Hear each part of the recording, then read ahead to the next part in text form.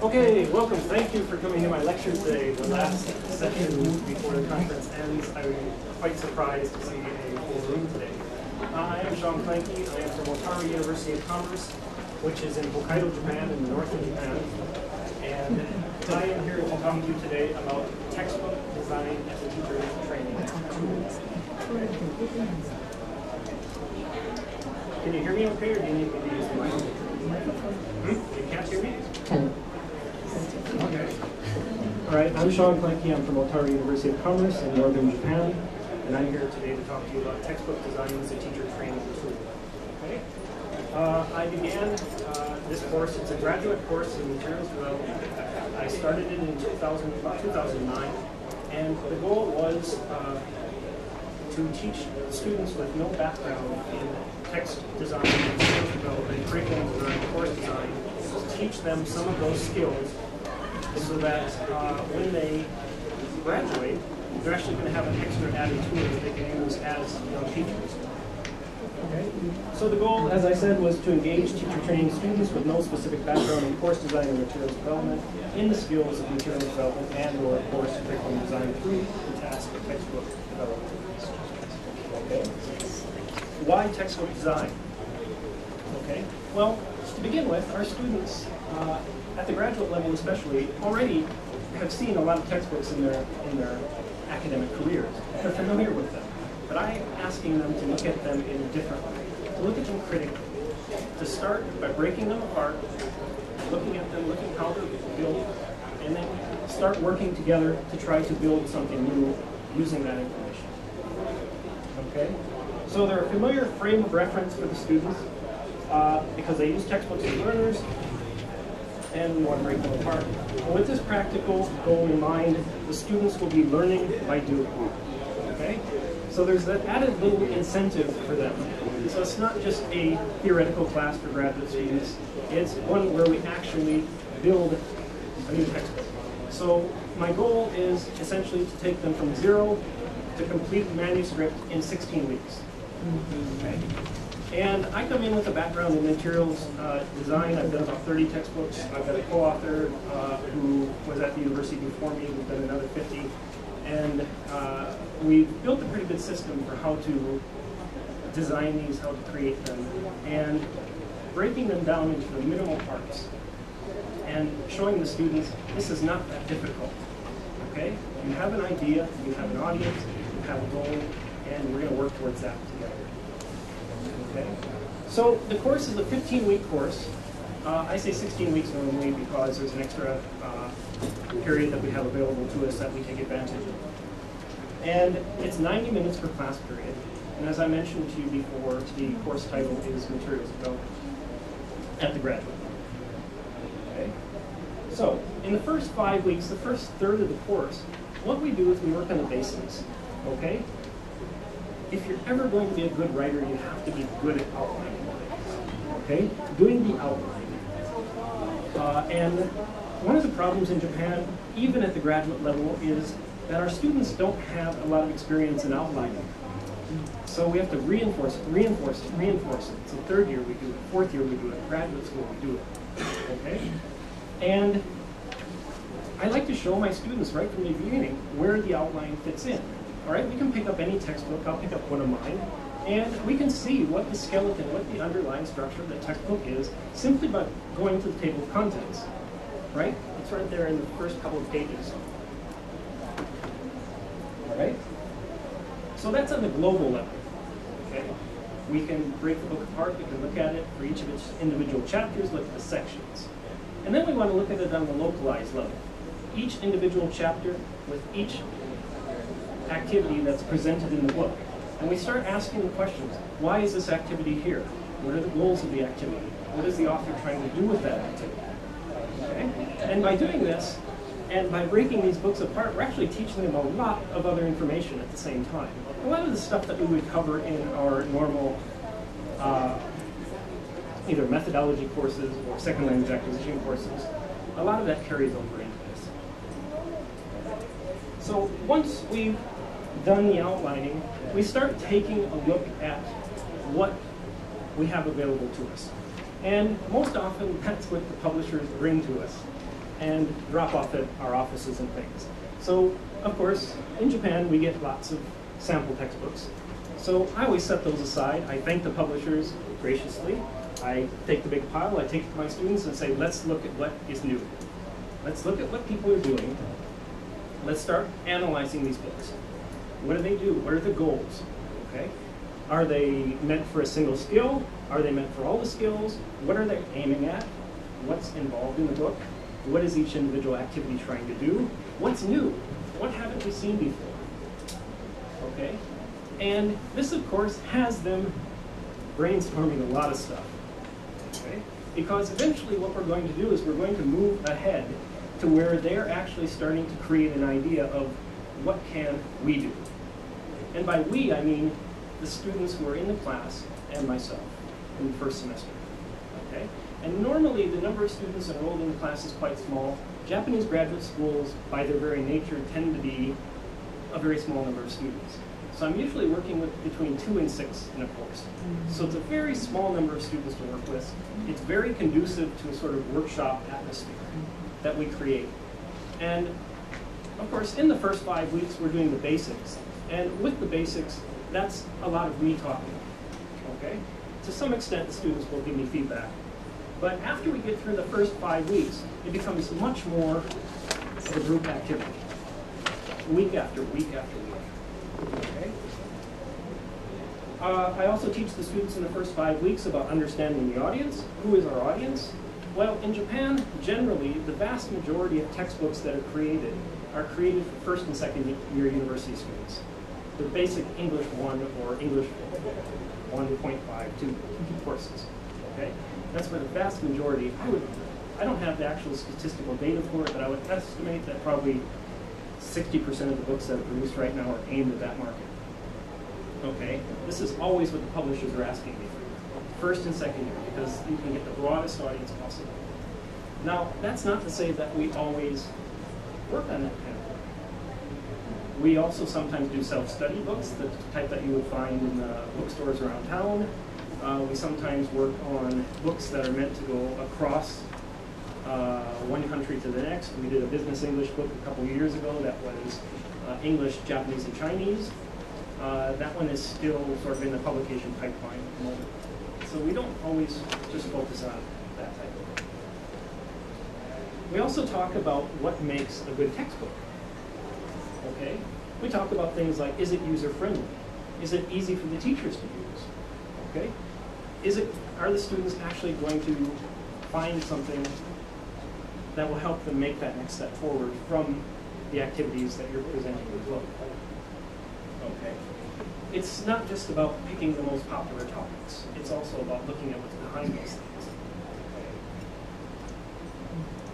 So once the first 5 weeks are done, once we get through the basics, once they have outlining and refreshed in their heads, they're ready to start making that step forward. Okay? And what we do is we start getting into planning and organization, and like any good writing activity, and this is essentially a writing activity, we ask the students to start brainstorming, coming up with ideas. Usually I'll give them that task at the end of one period and ask them to come back the next week with a couple of different ideas. Okay? Keep in mind that we've looked through a stack of textbooks, we've seen what's available, we've talked about what's missing, what don't we see, why don't we see it. I'm quite surprised with the students' ideas sometimes. They come up with things that I hadn't thought of, and I've done quite a few of these. And every once in a while, a student will really set me back with what I think is quite a good idea. Okay, and one of those is up here, and I'll talk about that as we get towards the end of the talk. Okay, and I like that brainstorming activity because it gets me thinking about this subject matter much more than I normally do as well. I have a list of ideas when I'm working on textbooks, and I always set aside a good idea. But when the students come in with something I hadn't thought of, I really appreciate that. Okay, and I really get much more excited about working on that particular project. So, what do we do in the planning process? Besides brainstorming, besides having an idea, we have to consider the variables. Okay, what is the focus of the text going to be? Is it going to be just a conversation text? Is it going to be some kind of debate text? Is it going to focus on 4 skills? Is it going to focus on a single skill? What's the main task going to be? Okay. What's that runner that's going to run through all the chapters? That's going to lead each chapter? What is that going to be? Okay. And sometimes we do it with a lot of opinion. Sometimes we do it with a text sample. Sometimes we've done it with pictures in some type of sequence, just to get them into it. And it's often, again, we're looking at speaking as the thing that we start with. Okay? And then we'll fill in with grammar activities or listening or other activities following. Writing, follow-ups.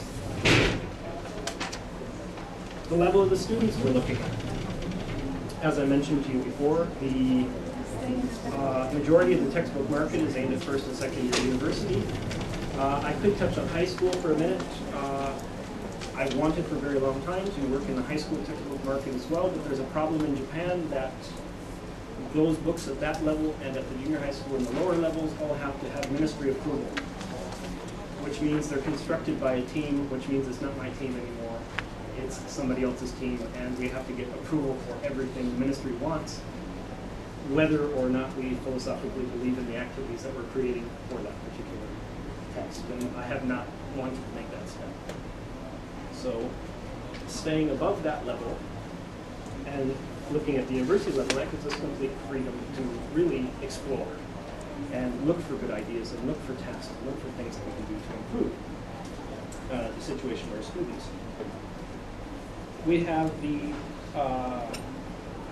once we have the idea, once we have the audience in mind, once we decide what the main focus is going to be, then we start asking the students to come up with a mock-up, okay? And by mock-up, I mean a mock-up title page and a mock-up sample chapter. Or in some cases, if we break it into sections, we might have them work on a section, okay? Come back the following week, and we sit and we discuss it. What's good about this? Is this going to work? What's wrong with it? Where can we improve it? How can we make it better? Okay. And once we have the mock-up chapter, once we're satisfied with that, once we get a table of contents, and this is one thing I should remind you, once you've created the idea with the students, there has to be enough material to be repeated 15 times, essentially. If you're doing a semester textbook, it's probably going to be 15 lessons, 15 units, okay? And you have to be able to have enough material. So often what happens is we'll get a good idea, and we might be able to come up with 10 good topics, or 12 good topics. In that case, we won't proceed until we have satisfied that idea that we've got enough that we can get from beginning to end.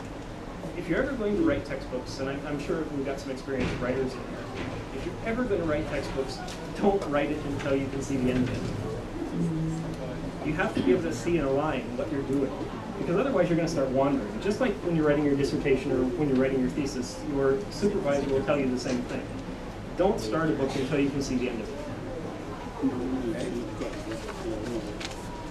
Now, I should keep an eye on this one.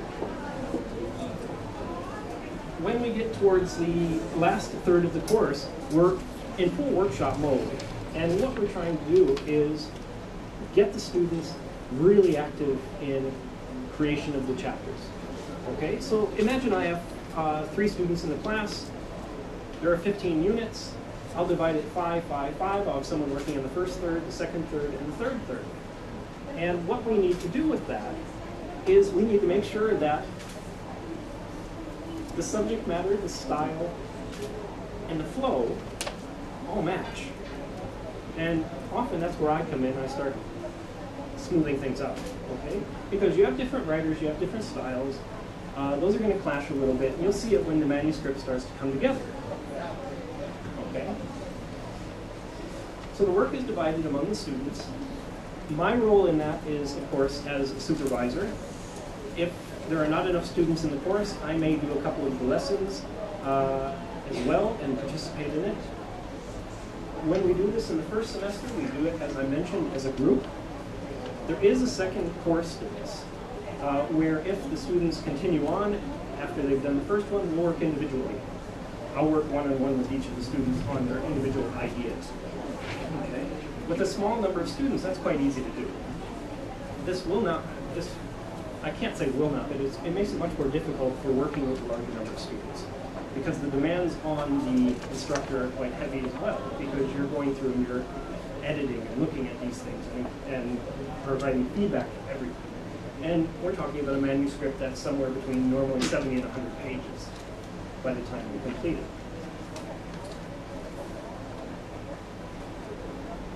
And as I mentioned, there's self-correction among the students, there's peer correction, and there are also much of the initial editing is done by me.